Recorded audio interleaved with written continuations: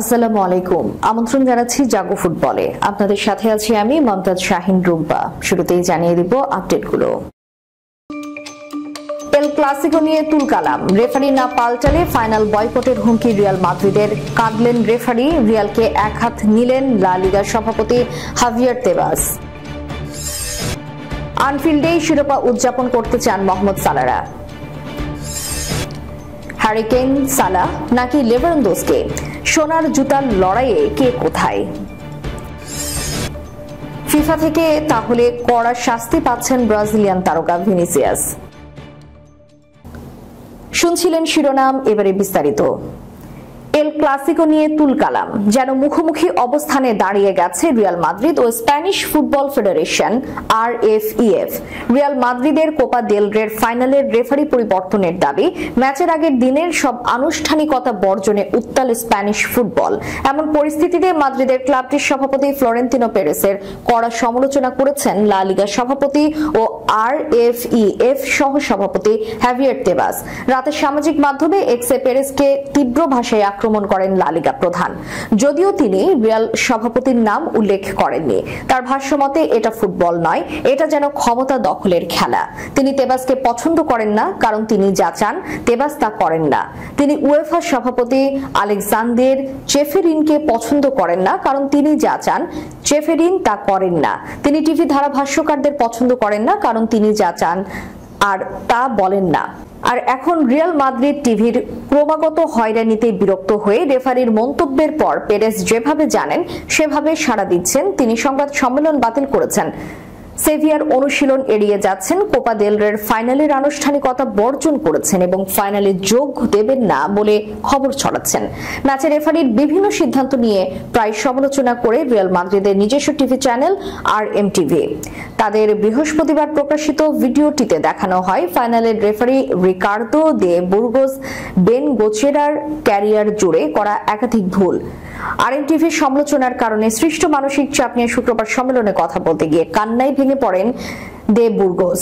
একই সংবাদ সম্মেলনে ফাইনালের ভিডিও অ্যাসিস্ট্যান্ট রেফারি গনজালেস হুঁশিয়ারি দিয়ে বলেন আরএমটিভির বিরুদ্ধে শীঘ্রই ব্যবস্থা নেবেন তারা। এই দুইজনকে ফাইনাল থেকে অপসারণের জন্য আরএফইএফ এর কাছে অনুরোধ জানায় রিয়াল। তবে কোনো পরিস্থিতিতেই রেফারি পরিবর্তন করা হবে না বলে ক্লাবটিতে জানিয়ে দেয় ফেডারেশন। এরপরই ম্যাচের আগের দিন অনুশীলন সংবাদ সম্মেলনে বর্জন করে রিয়াল। পেরেস ফুটবলের উন্নতি চান না বলেও তোপ দাগেন লা লিগা সভাপতি। ক্ষুব্ধ তেবাস বলেন, রিয়াল সভাপতি প্রতিবাদ করেন না, চাপ দেন। তিনি অভিযোগ করেন না, হুমকি দেন। তিনি ফুটবলের উন্নতি করতে চান না, তিনি শুধু নিজের জন্য উন্নতি চান। সব মিলিয়ে ক্লাসিকো ফাইনালের উত্তাপ মাঠের বাইরেও পৌঁছে গেছে। আনফিল্ডে শিরোপা উদযাপন করতে চান মোহাম্মদ সালাহরা। ক্রিস্টাল প্যালেসের সঙ্গে আর্সেনালের ম্যাচ ড্র হওয়ায় লিভারপুলের প্রিমিয়ার লিগে জয় নিশ্চিত করতে টটেনহ্যামের বিপক্ষে প্রয়োজন শুধুমাত্র 1 পয়েন্ট। রেডদের বাকি রয়েছে আর 4টি ম্যাচ। পরের ম্যাচে ঘরের মাঠ আনফিল্ডে টটেনহ্যামের বিপক্ষে খেলবে তারা। এই ম্যাচের আগে লিভারপুল ম্যানেজার আর্নে স্লট বলেছেন, টটেনহ্যামের বিপক্ষে 1 পয়েন্ট নিশ্চিত করে ক্লাবের 20তম শীর্ষ লিগ শিরোপা জয় করা তাদের জন্য একটি বড় দায়িত্ব। 2019-20 মৌসুমে সাবেক ম্যানেজার ইয়র্গেন ক্লপের অধীনে লিভারপুল সর্বশেষ প্রিমিয়ার লিগ শিরোপা জিতে। সে সময় কোভিড মহামারীর কারণে দর্শকদের স্টেডিয়ামে প্রবেশের অনুমতি ছিল না। সেবার রেডরা 30 বছর পর প্রথম শীর্ষ লিগের শিরোপা জয়ের পর খালি আনফিল্ডে ট্রফি উঁচিয়ে ধরেছিল। এবার ভরা দর্শকের সামনে শিরোপা উঁচিয়ে ধরার মতো সুযোগকে বড় দায়িত্ব হিসেবে দেখছেন স্লট। তিনি বলেন, প্রথমত এটা একটা বিশাল দায়িত্ব, কারণ আমরা জানি যে শেষবার যখন এই ক্লাবটি লিগ জিতেছিল তখন কোভিড সময় ছিল, তাই সবাই রোববারের দিকে তাকিয়ে আছে। নিজেদের বড় দায়িত্বের পাশাপাশি দর্শকদের সমর্থনকেও গুরুত্ব দিচ্ছেন লিভারপুল কোচ। তিনি বলেন, আমরা এটা জানি এবং আশা করি আমাদের সমর্থকেরা এটা জানে, তারা যেন আমাদের সবচেয়ে ভালোভাবে সমর্থন করে, যেমনটা তারা পুরো মৌসুম জুড়েই করে এসেছে। এই বিষয়টা বুঝে যে আমাদের এখনো 1 পয়েন্ট প্রয়োজন। আনফিল্ডে শিরোপা জয় উদযাপন করতে টটেনহ্যামের বিপক্ষে ম্যাচকে ঘিরে বেশ উচ্ছ্বসিত স্লটও। তিনি বলেন, এটা একটা দারুণ ম্যাচ যার জন্য অপেক্ষা করা যায়, কিন্তু রোববারের ম্যাচ ঘিরে একই সঙ্গে এটা আমাদের জন্য এক ধরনের দায়িত্ব। টটেনহ্যাম 2011 সালের পর থেকে আনফিল্ডে কোনো জয় পায়নি এবং এবারে লিগ মৌসুমেও তারা ইতিমধ্যে 18টি ম্যাচ হেরেছে।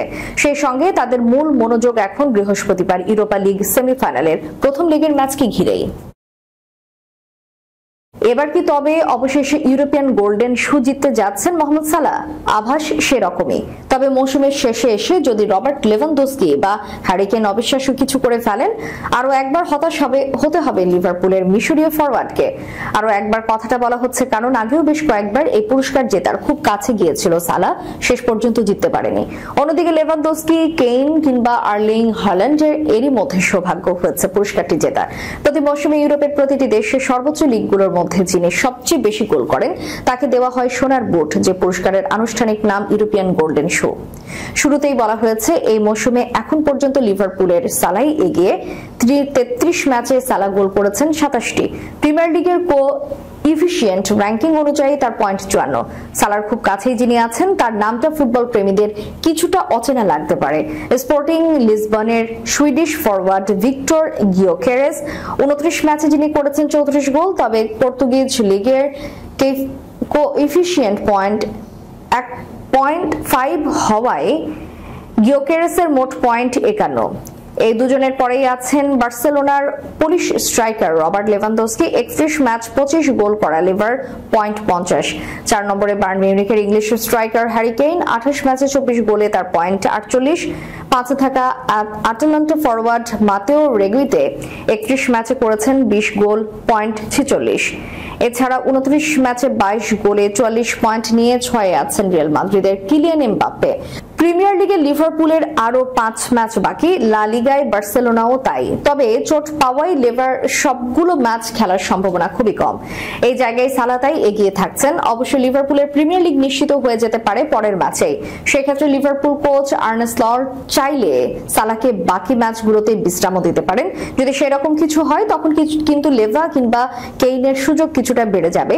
অবশ্য এরই মধ্যে যদি কেউ কোনো ম্যাচে জোড়া গোল বা হ্যাটট্রিক করে ফেলেন তখন তার সম্ভাবনাই থাকবে বেশি।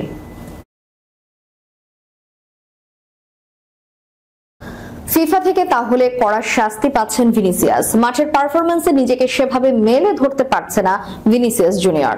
আন্তর্জাতিক ফুটবল, ক্লাব ফুটবল সব জায়গাতে গোলের সুযোগ পেয়েও কাজে লাগাতে পারছেন না তিনি। ব্রাজিলের ফরওয়ার্ড কড়া শাস্তি পেতে যাচ্ছেন বলে ধারণা করা হচ্ছে। ইটালিয়ান ক্রীড়া সাংবাদিক ফ্যাব্রিজিও রোমানো গতরাতে নিজের অফিসিয়াল ফেসবুক পেজে ভিনির সম্ভাব্য শাস্তির ব্যাপারে পোস্ট দিয়েছেন। স্প্যানিশ সংবাদ মাধ্যম মার্কার বরাত দিয়ে রোমানো জানিয়েছেন ভিনির বিরুদ্ধে তদন্ত শুরু করেছে ফিফা। অভিযোগ যদি সঠিক হয় তাহলে 2 বছরের নিষেধাজ্ঞা পেতে পারেন ব্রাজিলের তরুণ ফরওয়ার্ড। ভিনিসিয়াসের বিরুদ্ধে প্রত্যক্ষ বা পরোক্ষভাবে একাধিক ক্লাবের মালিকানার সঙ্গে যুক্ত থাকার অভিযোগ করা হয়েছে মার্কার প্রতিবেদনে। তিনি তার বাবার প্রতিষ্ঠান অল এজেনমেন্টো স্পোর্টিভোর মাধ্যমে ক্লাবগুলো পরিচালনা করেন বলে অভিযোগ রয়েছে। ভিনি নাকি অর্থায়নও করে থাকেন এই ক্লাবগুলোতে, অর্থাৎ ক্লাবের সঙ্গে ব্রাজিলের তরুণ ফরওয়ার্ডের সরাসরি যুক্ত না থাকার সম্ভাবনা বেশি। এক্ষেত্রে ফিফার নিয়ম বলা হয়েছে প্রত্যক্ষ বা পরোক্ষভাবে একাধিক ক্লাবের সঙ্গে কোনো ফুটবলার যুক্ত হতে পারবে না। স্বার্থের দ্বন্দ্বের অভিযোগে প্রমাণিত হলে সর্বোচ্চ 2 বছর পর্যন্ত নিষিদ্ধ হতে পারেন বলে নিয়মে উল্লেখ করা হয়েছে। এছাড়া তাকে জরিমানা কিংবা ক্লাব দুটির মালিকানা বিক্রির নির্দেশ দিয়ে শাস্তি মওকুফ করতে পারে ফিফা।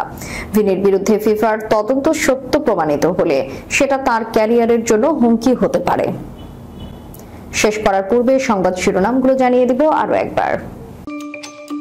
এল ক্লাসিকো নিয়ে তুলকালাম, রেফারি না পাল্টালে ফাইনাল বয়কটের হুমকি রিয়াল মাদ্রিদের, কাঁদলেন রেফারি, রিয়ালকে এক হাত নিলেন লা লিগার সভাপতি হাভিয়ার তেবাস। আনফিল্ডেই শিরোপা উদযাপন করতে চান মোহাম্মদ সালাহরা। হ্যারি কেইন, সালাহ নাকি লেভানডস্কি, সোনার জুতার লড়াইয়ে কে কোথায়?